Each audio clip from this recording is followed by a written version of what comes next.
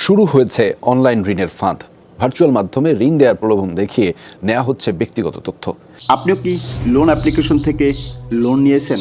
যদি নিয়ে থাকেন তাহলে আজকের ভিডিওটা মিস করবেন না।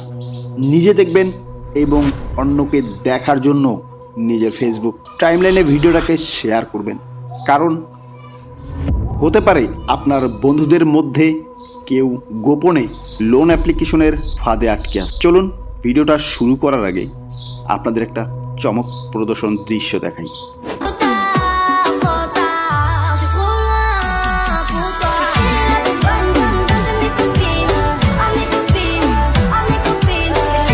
এটা দেখানোর একটাই উদ্দেশ্য, সেটা এই বিজ্ঞাপনগুলোতে যে পরিমাণে লোভনীয় বিষয় দেখায়, আসলে আদৌ কি সেগুলো সঠিক না? যেখানে সেগুলো সঠিক না, তাহলে অসংখ্য প্রুফ আছে, অসংখ্য মানুষ এগুলার ফাঁদে পড়ে লোনের থেকে 2 গুণ 3 গুণ টাকা বেশি দিয়ে ফেলেছে, তারপরেও তাদের সঙ্গে সেমভাবেই ব্ল্যাকমেইল করেই যাচ্ছে এই সমস্ত লোন অ্যাপ্লিকেশন। এখন আমার কথা হলো, এই যে মানুষকে ব্ল্যাকমেইল করতেছে।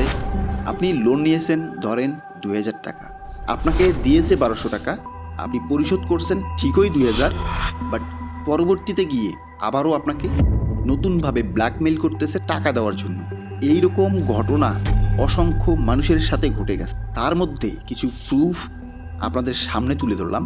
আপনারা দেখুন কত মানুষের সাথে তারা এই সমস্ত কাহিনী করছে যে বাড়তি একদিন হলেই নাকি 300 টাকা করে বাড়তি পরিশোধ করা লাগে। ভাই, এটা কি মবের খেলা চলতেছে? আমি আপনাদেরকে সহজ একটা সমাধান দিব, সেই পর্যন্ত ভিডিওটা দেখতেই থাকুন। MPS.com জামানতের কথা বলে 2000 টাকা খাইছে। আরেক ভাই বলছে, ভাইজান 2000 টাকা লোন নিলাম, আমাকে 1300 টাকা দিছে, 700 হিসাব নাই, পরিশোধ 2000 করলাম, তাহলে 700 টাকা এক সপ্তাহে। আমি পেয়েছি ভাইয়া, আমাকে 970 দিয়েছে, এখন দেওয়া লাগবে 1500, 7 দিনের মেয়াদ। বাটপারের দল 1200 টাকা দিয়েছে, 2400 টাকা পরিশোধ করেছি। তাহলে বোঝেন মিয়া, বাটপারের হিসাব করার নাই, লোন নিতে কোনো কিছু লাগে না। আবার আধার কার্ড এলো কোথা থেকে? দেখেন, আধার কার্ড পর্যন্ত চেয়ে বসছে। 50,000 ডিপোজিট করতে যাইতেছিলাম, আল্লাহ বাঁচাইছে। তাহলে একটাবার চিন্তা করে দেখেন কীরকম ফাঁদ তৈরি করে রাখছে সাধারণ মানুষের জন্য। একবার ঢুকে পড়লে সেখান থেকে বের হওয়া খুবই কঠিন হয়ে পড়ে। এই জন্য নিজের উপর প্রয়োগ করা ফাঁদ রিটার্ন দিতে হবে সেই সমস্ত ফাঁদকারীকে। এরপর আসেন, ইতিমধ্যে যেহেতু আপনি লোন নিয়েই ফেলেছেন, করণীয় কি? সহজ করণীয় আমি আপনাকে বলবো।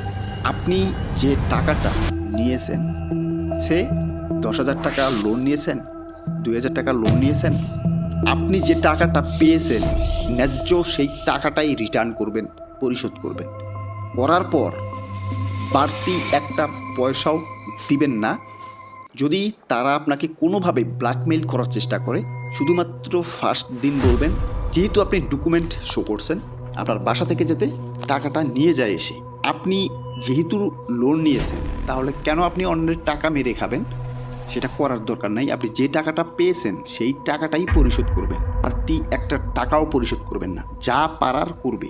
এখানে আপনি যত ভীতু দেখাবেন, আপনাকে আরও বেশি করে ব্ল্যাকমেইল করতে শুরু করবে।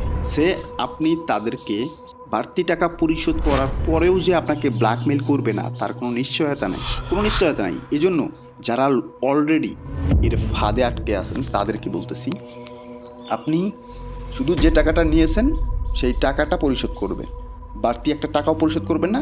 যদি আপনাকে কল করে, আপনি শুধু ফার্স্ট দিন কলটা ধরবেন, বলবেন যে আমি টাকা পরিশোধ করেছি, যা টাকা পেয়েছিলাম পরিশোধ করছি, এখন বাড়তি যে টাকা আপনাদের চাওয়া আমার বাসা থেকে নিয়ে যান এসে।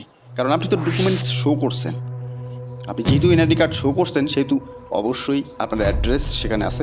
আপনাকে খুঁজে যাতে টাকাটা নিয়ে যায়, আপনার শুধু এই কাজটাই থাকবে। বাকি তারা যত মেসেজ করবে, যত কল করবে, শুধুমাত্র 7 দিন আপনি তাদের ইগনোর করবেন। কোনো কল রিসিভ করবেন না, কোনো মেসেজ দেখবেন না। অটোমেটিক বুঝতে পারবেন আপনাকে আর একটা পয়সাও পরিশোধ করা লাগবে না। এবং যারা একটি পয়সা পরিশোধ করবেন না, তাদেরও একটা চুল ছিঁড়তে পারবেন, কোনো কিছু করতে পারবেন আপনার। যারা কোনো টাকাই পে করবেন না, শোধ করবেন না কোনো টাকাই, আপনার একটা চুলও ছিঁড়তে পারবে না। শুধুমাত্র আপনাকে বিভিন্নভাবে ভয়ভীতি দেখাবে, এই করবে সেই করবে, অমুক করবে তমুক করবে, কিন্তু কিচ্ছু করতে পারবে না। অনেকেই ভাবতে পারেন আমার ফোন কি হ্যাক করে ফেলবে নাকি? ভাই ইম্পসিবল, কখনোই সম্ভব না। আপনার ফোন কোনোভাবেই হ্যাক করতে পারবে না।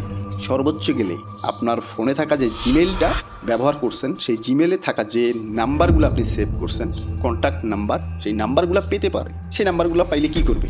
ফোন করবে, মেসেজ করবে, কল করবে। এর বাইরে করার কিচ্ছু নেই। আপনি যদি পরিশোধ নাও করেন, আমার সাজেশন হলো আপনি যেহেতু টাকা নিয়েছেন সেহেতু অবশ্যই পরিশোধ করবেন।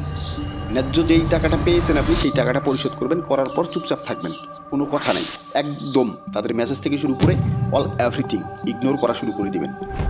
আশা করি বুঝতে পারছেন। তারা যেভাবে মানুষকে ফাঁদে ফেলছে, আপনি যেহেতু লোন নিয়েই ফেলেছেন, আপনিও তাদেরকে একটা ফাঁদে ফেললেন, নিয়ে যা আমার বাসা থেকে এসে টাকা।